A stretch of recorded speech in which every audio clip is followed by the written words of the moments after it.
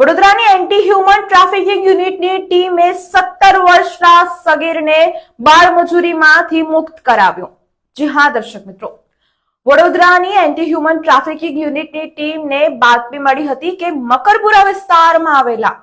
ST ડેપોમાં કાર્યરત brothers collection નામની દુકાનમાં નાના છોકરાઓ પાસે બાળમજૂરી કરાવવામાં આવી રહી છે અને સંચાલક દ્વારા સગીરનું આર્થિક અને માનસિક શોષણ કરવામાં આવી રહ્યું છે,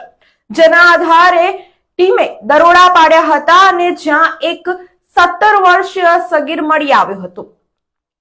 એન્ટી હ્યુમન ટ્રાફિકિંગ યુનિટની ટીમ દ્વારા કાર્યવાહી કરવામાં આવી છે અને બેદરકારી દાખવનાર દુકાનના સંચાલક યોગેશભાઈ જસવંતભાઈ રોહિત રહે પંચશીલ નગર માણેજા વિરુદ્ધ મકરપુરા પોલીસ સ્ટેશનમાં જુવેનાઇલ જસ્ટિસ એક્ટ અંતર્ગત ફરિયાદ નોંધાવી અને તેના ઉપર કાયદેસરની કાર્યવાહી કરવામાં આવી છે।